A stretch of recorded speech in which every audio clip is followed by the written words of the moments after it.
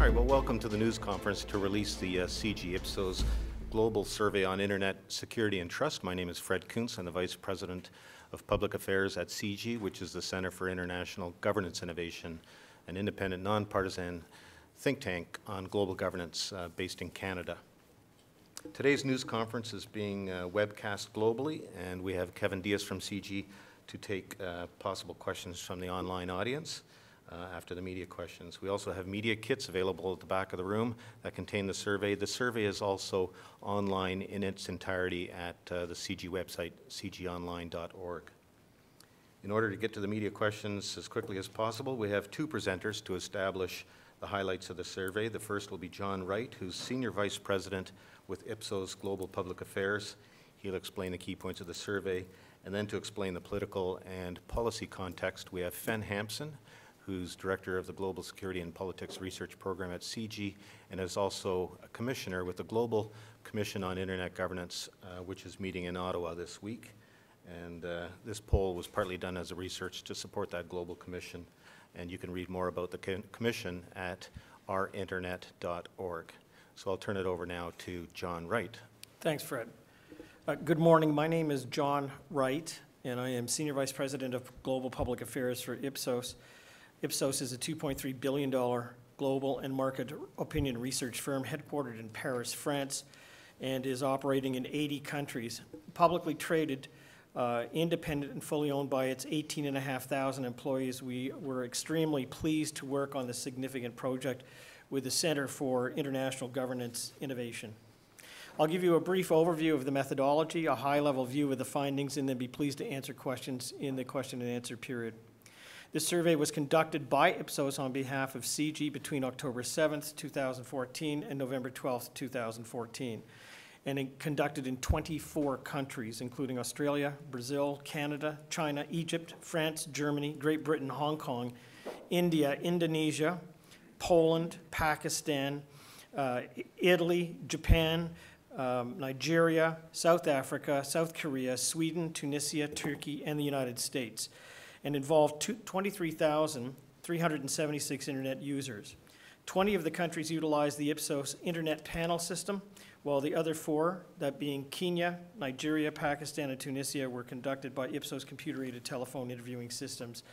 And all of the countries were approximately 1,000 interviews. The survey found that 83% of total respondents believe that affordable access to the Internet should be a basic human right. The study also found that 2/3 of users are more concerned today about online privacy than they were compared to 1 year ago. And that when given a choice of various governance sources to effectively run the worldwide Internet, a majority chose a multi-stakeholder option, a combined body of technology companies, engineers, non-governmental organizations, and institutions that represent the interests and will of ordinary citizens and government.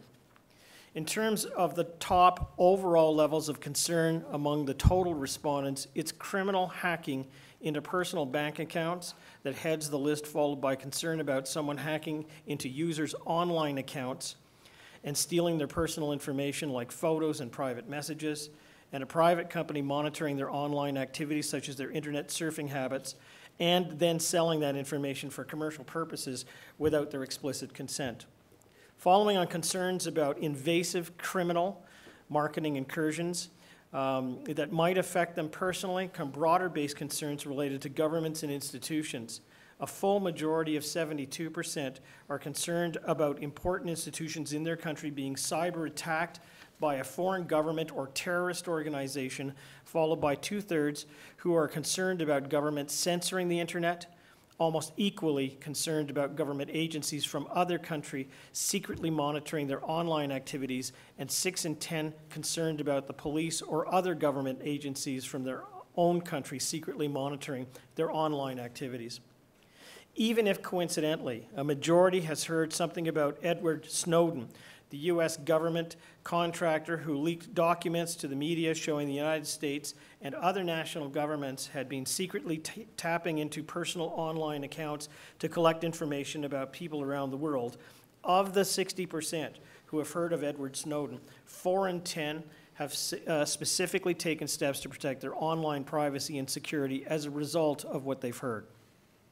As noted previously, global internet users appear clearly and cleanly divided into two camps. Throughout the study, 2/3 are more concerned about online privacy today than compared to a year ago, and 1/3 who are not. This is reflected in the fact that 2/3 disagree that private information on the internet is very secure, and equally as many who disagree that sharing personal information with private companies online is something that they do all the time, compared to the other 37% who do share their personal information with these companies because it's not such a big deal. As a result, many users have taken steps in the past year to self-regulate their own behavior by avoiding certain internet sites and web applications, changing their password regularly, self-censoring what they say online, changing who they communicate with by closing Facebook and other social media accounts, and using internet access less often. Further, a full majority want their online data and personal information to be physically stored on a secure server, and in particular in their own country. Governance of the internet on a local and global basis has been an increasing part of the online dialogue because of these growing concerns among users affected by unwanted and often alarming intrusive behaviors. Various models have been proposed, but it's clear that when tested among global users, it's the multi-stakeholder form of governance that includes citizens and not just experts, international institutions, or combinations of countries that has the broadest appeal when it comes to overseeing the running of the internet. This top option is followed by an international body of engineers and technical experts, the United Nations, and under 50% international technology companies, their own governments, and the United States.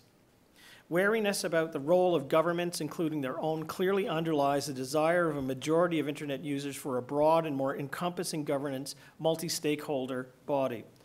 Only half believe that their own government today does a very good job of making sure the internet in their country is safe and secure, and further, 1/3 believe that their own government and governments other than their own will restrict access to the internet. And finally, as indicated in the top of this briefing, the importance of the internet for users, both today and in the future, can't be underestimated.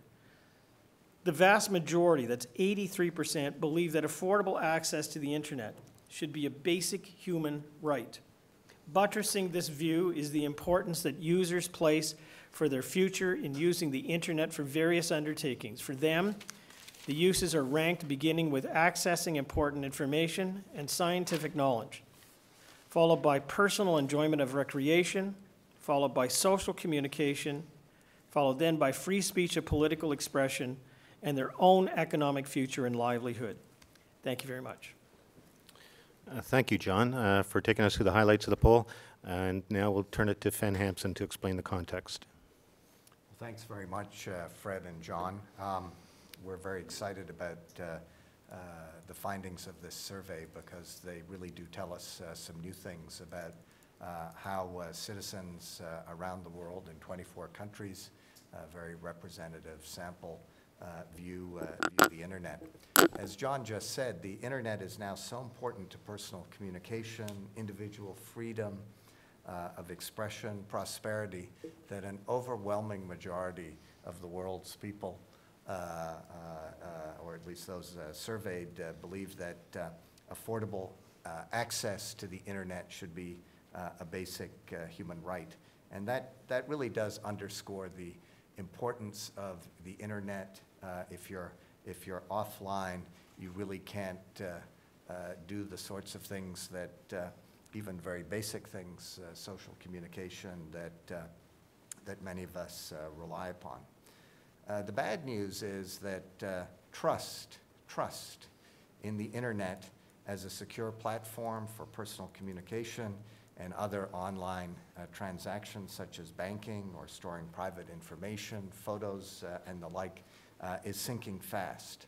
As John said, 2/3 of those surveyed are much more concerned about their online privacy, even compared to a year ago. Those findings, I think, present a major challenge to private companies who want their customers to feel secure when they do business online. They also pose a challenge, quite frankly, to companies that are in the business of collecting data from online users and then selling that information to others. As John said, 74% of those surveyed are concerned about a private company monitoring online activities such as internet surfing habits and then selling that information for commercial purposes. Snooping, particularly government snooping, is a worry. It's somewhat surprising that, particularly in the aftermath of Edward Snowden, that's not the top concern. The top concern is having one's identity stolen, being hacked by criminals. But nonetheless, citizens do worry about governments monitoring their online activities, and that fear is greater about other governments as opposed to their own government monitoring online activities. What's also surprising, I think, in this survey is that now more than a quarter of the population self-censor what they do online. People don't go to particular websites. They may, as John said, close their Facebook account. They may be more careful about what they post online. But that tells you that citizens are clearly becoming more aware. They don't see this as a secure tool or instrument of communication. What's also interesting about the survey is that more and more citizens are taking active measures to promote their own security, such as changing their passwords. That's good news. I think, what these findings in general underscore is that fears about human security have moved from the physical world to the virtual world.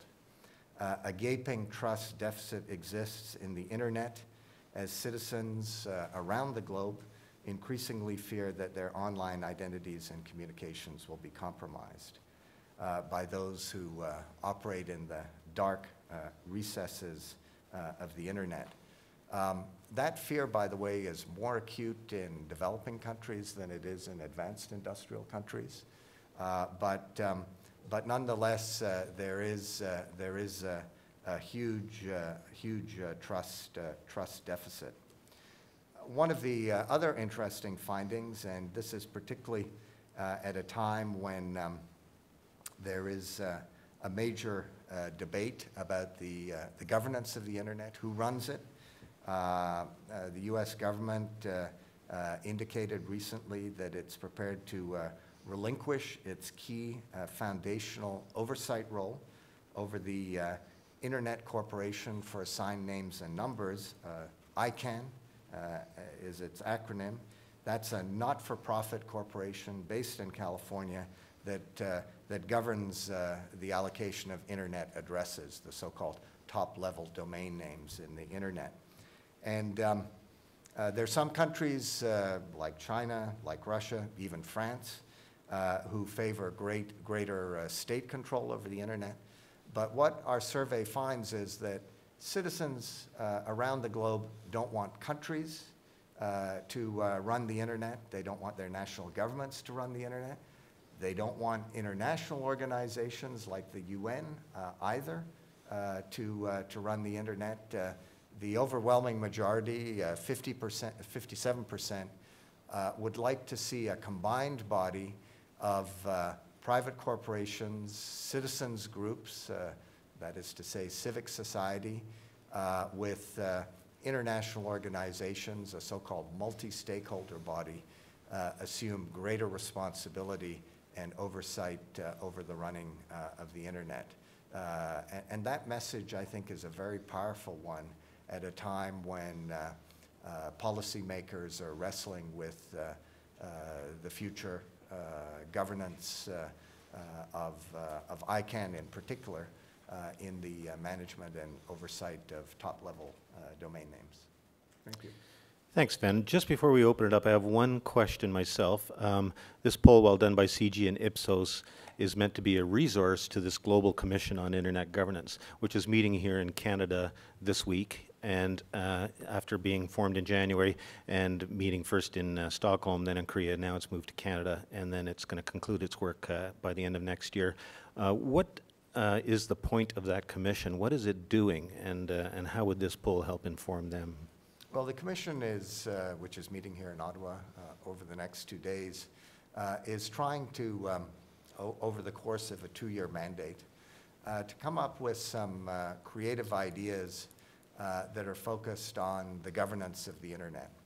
And I think this poll, Fred, sends a very powerful message to the commission that trust is something that the commission is going to have to wrap its head around. How can we restore trust, not just on the part of citizens living in Canada or North America or in Europe, but citizens around the globe in this vitally important tool of not just communication, the transmission of knowledge, but an instrument that is fast becoming one of the central vehicles of global commerce and trade. And that's a major challenge for the Commission. How can we restore trust in the internet? That's going to require greater levels of cooperation between governments, but also with the private sector, because the private sector is clearly a very important player. It's the central player in the running of the internet. Internet service providers, that's how you get online. They provide for your basic security online. So this is a huge challenge, and quite frankly, the international community is not working very well together when it comes to developing a stronger, more efficient, more open, that's important too, but an internet that we can all trust. Okay, thank you. Are there any questions from the media present? Yes, in the front here. Global News. It's interesting that we're talking about this today because there's a case that came out over the weekend where a young man supposedly from Ottawa has been swatting on the internet and creating quite a problem, and now he's hacked the city of Ottawa's website. So how does something like this play into the results that you've seen where people are not trustful of the state running the internet, but there's also crimes that are committed and we need to deal with that as well? Well, criminal activity on the internet, and John can speak more directly, obviously, to the poll figures, but criminal activity on the internet that compromises the security of individuals is the central concern that pops out of you at this, in this global survey.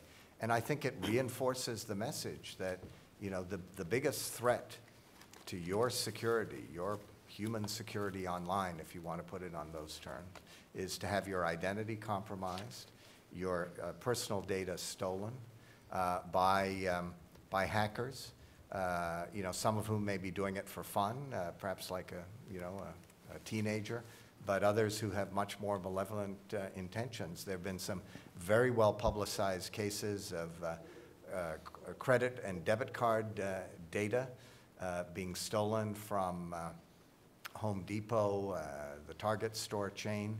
And these stories, I think, reinforce that fear that, you know, when you go online or when you go to a banking terminal or a debit machine in a store, I think we all have that sense of unease in the back of the ground. You know, will it happen to me this time? Because I've heard it happening to others. Are you gentlemen surprised by what's happened here in Ottawa? I mean, I believe the Ottawa Police website is still down. I don't think Canadians or people around the world are surprised that there's been the sort of thing that's been going on here over the last 48 hours. Not only is the Ottawa police site down, but also the Toronto police site, the Supreme Court, and we do know that this was transmitted that it was going to happen, and it's probably the second case in Canada where the group allegedly anonymous is involved in this, because the first one was in the Maritimes dealing, ironically, with cyberbullying, where they actually targeted a specific case and circumstance and went in and disclosed the power that they had. I think what comes out of this study very much relates to that, and that is the sense of vulnerability that people around the world have, because you also see in this study the global dependence upon the internet in so many different ways over the last 21 years. 21 years ago, we have to think, was the first time the internet was commercialized. About 6 or 7 years later was the first time we were doing any polling about the internet. And it's been within the last 14 years, the acceleration of that. Only in the last 7 years do people actually have cell phones that are connecting to things. You know, think about it, there are 100 million cell phones in Africa today, which rely upon the internet for everything from banking to credit to communications. What this study shows is the increasing dependence upon the internet for people's lives. And when something happens where institutions are compromised, it brings up that most important element of vulnerability, and that's trust. If all of your dependency, of all of your records, if the records of public institutions are still out there, being accessed in an unwarranted and wanted way, on the one hand, there is the sense that this is a vigilant, protected area where governments are doing the best they can. In other areas, people see it as the Wild West. It still is open to abuse, and people with the right smarts and the right tools, which are more than the common person, getting access to things. And what we see here is a confusion of who runs the internet and a desire for some kind of internet governance. Because as we said off the top, I think the most surprising aspect of this to me was the revelation of how, to what degree the internet is so integral to everyone's lives, but also that it's seen as a basic human right. Yep. I mean, when you think about this, that drives it home. This drives it all, because that interdependency around the world for so many things that we do, this newfound element, shows just how vulnerable we are and institutions are to the Wild West aspect of what the internet can be. If I could just jump in there, one of the things that's interesting about Canada in this survey, and you see it in that chart on the screen, Canadians, and we live in one of the most wired countries in the world, we're pretty sanguine compared, shall we say, to Nigerians. And Nigeria, as we all know, is a major source of spam and various kinds of malware. But you know, even compared to you know, some of our allies in the advanced industrial world, Germany, Italy, Australia, we still feel, you know, comparatively insecure, but not as insecure as citizens in some other countries. I think, you know, some of the events of the past 24 hours will bring home to many Canadians that, you know, we don't live in a secure internet island. I mean, there's 66% who clearly have fears, but I suspect as we see more of these kinds of attacks taking place, that sense of acute vulnerability is only going to increase. You know, so what's interesting about the survey is that there are differences in national attitudes when you start drilling down into the numbers. Do you think, I mean, we hear a lot about retail companies being hacked or things like that, but do you think people had an expectation or have an expectation that, you know, say police websites or government websites will be better protected given the sensitivity of some of the information? Well, I think that's a very good point, and one of the things that the survey highlights is that citizens aren't just worried about their personal security, they're also worried about institutions being hacked or compromised. So there is a broader fear that goes beyond the individual to what you would call the security and important institutions of the state. You know, in Canada, we've seen, you know, over the past several years, the Department of Finance, it being attacked, subject to cyber attacks, Revenue Canada being subject to cyber attacks. That probably doesn't come as a big surprise. When you start going after the institutions of local law enforcement, like police, you know, the police depend on communications to be able to deal with critical events that take place on a daily basis. I think that will only highlight the sense of vulnerability. In other words, not only are you compromised, but those who are supposed to look after your safety in the neighborhood, those institutions, like the local police forces, are also being compromised, and that's very worrying. So is there a way to protect?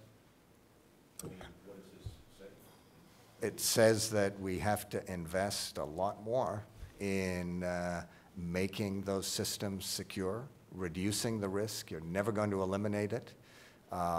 Clearly, encryption is going to be important.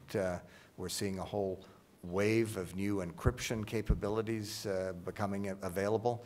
But that's a bit of a double-edged sword, because if you have computer-to-computer encryption, that may make you more secure, but it's also going to make the criminals more secure, because it's going to be harder for those who are in the business of trying to monitor these people and go after them to be able to go after them, and it's going to raise the cost. So we are moving into a world where security is going to come at a premium. It's going to be expensive. We're going to be investing more and more in making the internet, making our systems of communication more secure. And at the end of the day, the consumer, you and I, are going to be paying for it in the pocketbook.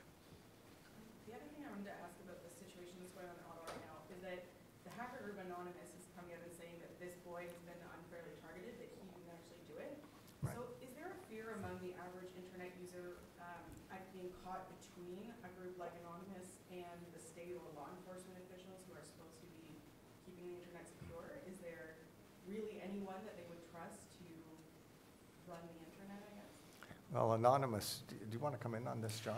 Well, the key question you have is, who would they trust to run the internet? And we're still in a nascent stage, I think, you'd agree, where this debate is taking place, where we're seeing some changes between countries and now globally.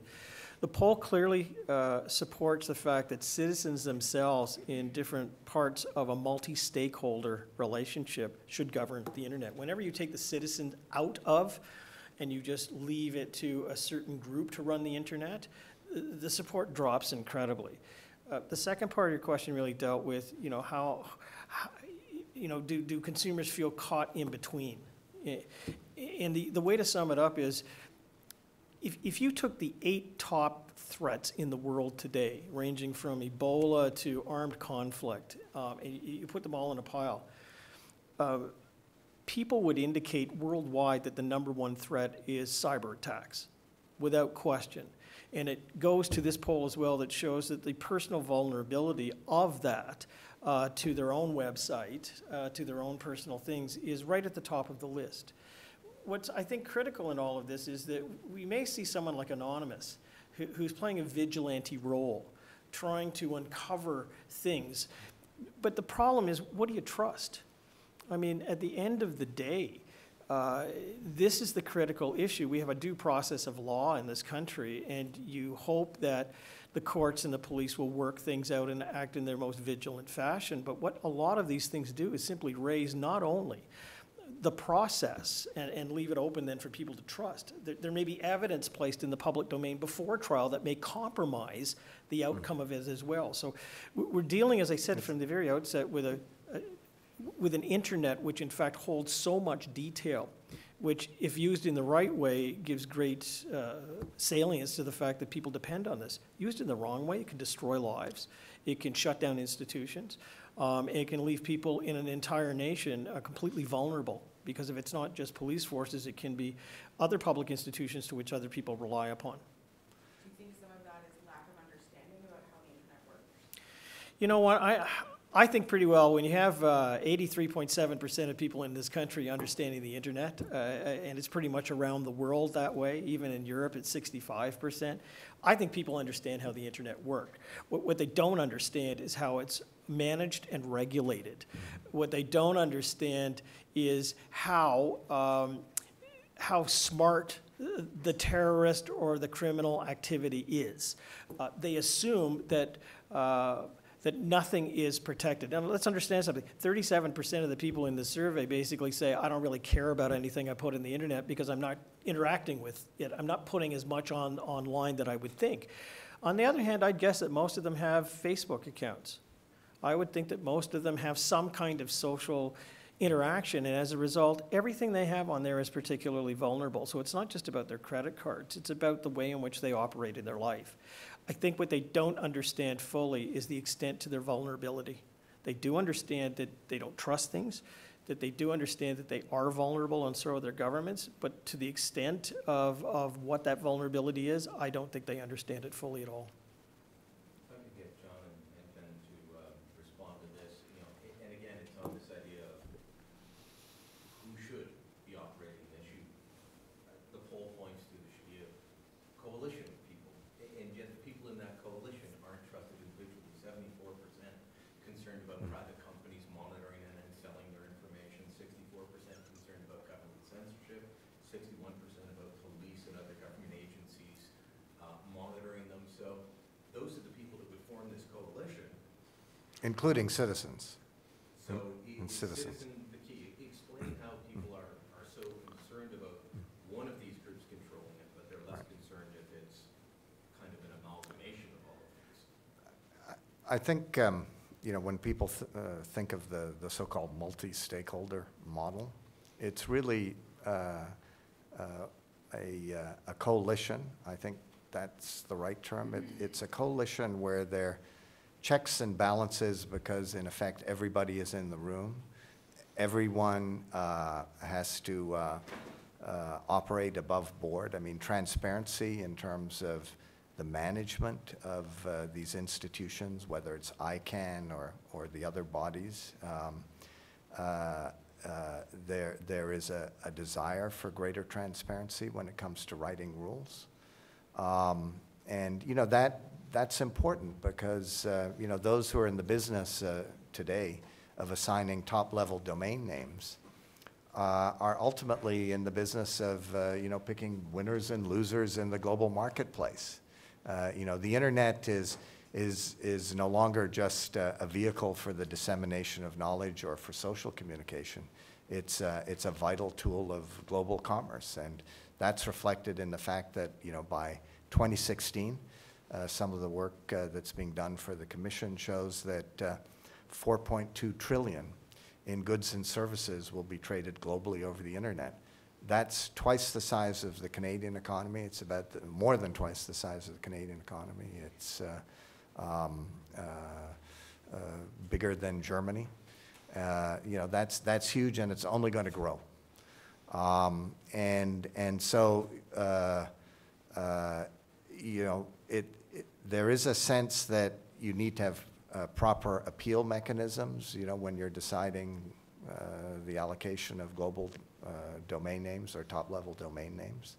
And I think, there's a sense that, the internet is too important to be put in the hands of, one institution or one body. I mean, that's really what you're reading in those numbers, that nobody has the legitimacy or the credibility to run or manage what is, at the end of the day, a very distributed system. I mean, there are many, many institutions that are involved in the so-called governance of the internet, and it goes well beyond ICANN.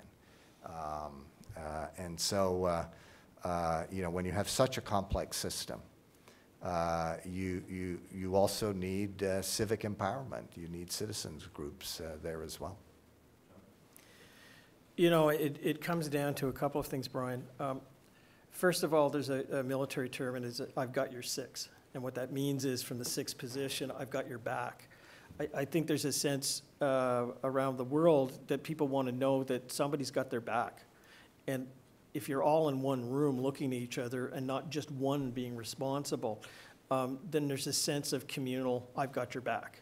And I think that's the key thing with this. It goes back to what Fen was also saying. The underlying element of this is trust. And we're at a stage now where we don't have trust in any one institution to govern the internet. If you leave it up to private companies, those are the same companies that propose algorithms which trade in the stock market or, deliver only certain things to you. If you leave it to governments, there is a concern about the surveillance aspects of it. I mean, you can go through the list and you can find faults, but you can also find good things about them. And I think what not only Canadians, I think what world internet users want is a group of people who have input from citizens and are also holding them responsible for what happens. And just to add, I mean, some countries are at the national level setting up, multi-stakeholder bodies to essentially make, the key regulatory decisions around internet development, usage, management. Brazil is a good example of that. Earlier this year, they introduced something called the Marco Civil legislation, which essentially creates a national multi-stakeholder body of civic groups, private corporations, government representatives, all of whom are major, stakeholders when it comes to, Brazil's internet, and that, is intended to be the kind of key oversight body.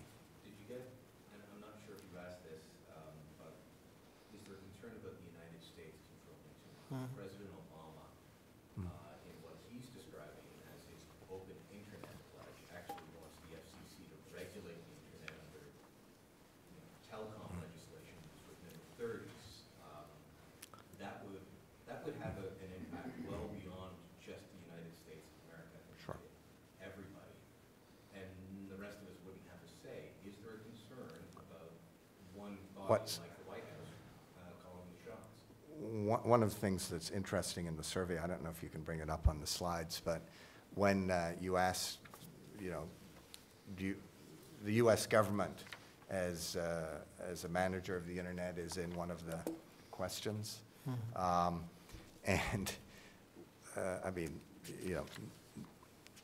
it falls well below, the UN and others, but what popped out at me when I looked at the figures was that the U.S. has a bigger trust deficit problem when it comes to its key allies, like Germany, like Canada, than it does with countries like Pakistan and countries in the developing world. And I think a lot of that, goes back to what I would call the Snowden effect. I mean, the, government surveillance. Yeah. There's actually a question that when we deal with the individual potential governance components, we asked the 5 of them. There's only 36% of people who in fact support the United States operating as the single entity. So it's not that slide, it's a further one. I mean, what you find is of the 5 different scenarios, the United States ranks dead last. So only at 36%. The other thing that's interesting to note is that it doesn't even achieve a majority of people in their own country. I mean, you only have 47% of people in the United States themselves who believe that the United States should be the sole entity to run the internet.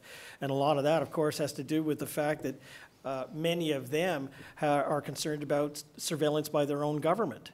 So this takes you all the way through it. The closer you get to the local running of the internet worldwide, the less trust you have. The more you move out and you have other players involved, the more trust there is. So there's the slide. The Nigerians have far greater confidence in the United States when it comes to the running of the internet than do Germans, France, Japan, Great Britain, Canada, all of the major allies of the United States. And to me, that really is surprising. The U.S. in effect has a better internet reputation in the developing world, even in China compared to Germany. So. I mean, the figures aren't high, but it's really quite surprising. I don't know about anybody else. My last question, John. You're polling in China, Yeah, a right. country where they have enormous internet censorship. How confident are you were able to get honest answers of the people you were? That's a really good. Well, that's a really good question. First of all, we have big offices in China. We do a lot of work there that are wholly owned. There are certain questions from time to time on certain issues where we cannot ask them in that country. The same would go with Saudi Arabia and a few other countries. It's not to be done. All of the questions in this survey were allowed to be done. We didn't have to seek any kind of exemption for all of the questions that were here. And we're very confident that what we got is right. And the reason I say that is that when I look to the results of the survey, I try to see whether they make sense. I mean, the numbers in this survey have to be three-dimensional. And what came out of it was oftentimes you don't know what you don't know. If you're in China, and you are using some form of the internet, and even if it was being screened by governments or otherwise, that's the only world you know. So when people talk about it, using it for freedom of expression, if there isn't a whole lot allowed, but you see some going on anyways, then you assume that it's okay in your own country. So what's phenomenal about a place like China is that to the rest of us, it seems very restricted. For people who actually live in China, their reflection upon the internet and their day-to-day use is actually moderately good. I mean, you'd find 6 in 10 saying that it's a fairly open internet, which is comparable. Yeah, comparable to virtually every other. There are certain taboos in China. It's sometimes referred to as the 3 Ts: Tibet, Tiananmen, and Taiwan. And as we've learned. Talking to Chinese, that the internet, as John said, is more open. China sees itself as having a major commercial stake in having a more open internet. I mean, they're getting into the major commercialization of the internet. Alibaba is a good example of that. A major purveyor of goods and services online. They're trying to compete with eBay and other online purveyors at a wholesale level as well. And so there is a bit of a myth about China. Yes, there's a firewall, but is it the Great Firewall? Many would say not to the degree that we think it is. And I think that's, again, reflected in the ability of us to do an unrestricted survey in China. Yeah, your base question was, can we trust the results we got back from China?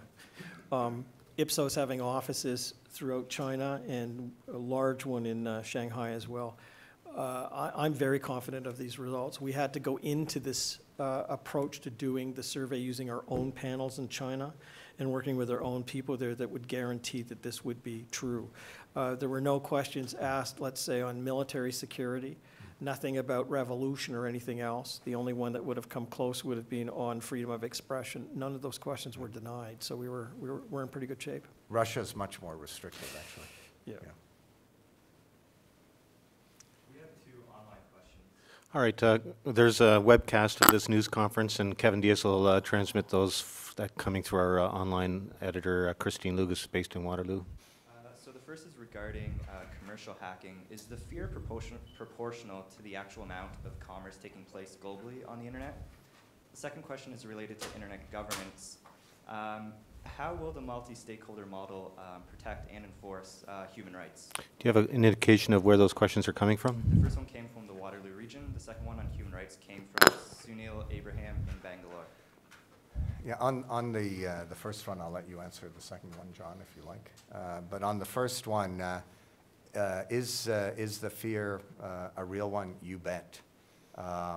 Conservative estimates show that something like, 4 billion is lost through various kinds of annually criminal activities on the internet. Canadians themselves, pay in terms of cybercrime, by some estimates, $200 to $300 per annum per year, just to deal with online cybercrime. I mean, and that comes in the form of, you know, credit card companies charging you more for, you know, to insure themselves against these kinds of risks. So yes, it's a very real problem. It's not an exaggerated threat. Can you ask the second question again? Sure. The second question was on the multi-stakeholder governance model. How will that protect or enforce or ensure human rights online? That really falls to you. Okay. It won't. But you know, ultimately, an open, free internet is one of the best guarantees of human rights online. A secure internet, which is to say an internet that lowers the risk of the kinds of activities we're seeing taking place today, is also going to be a better guarantor of human security online. But can we reduce that risk to zero? No. I'll add that Fen and John will both be available for one-on-ones for a few minutes after the news conference, but are there any more questions for the general session at this point? All right, thanks. That concludes our news conference. Thank you for coming.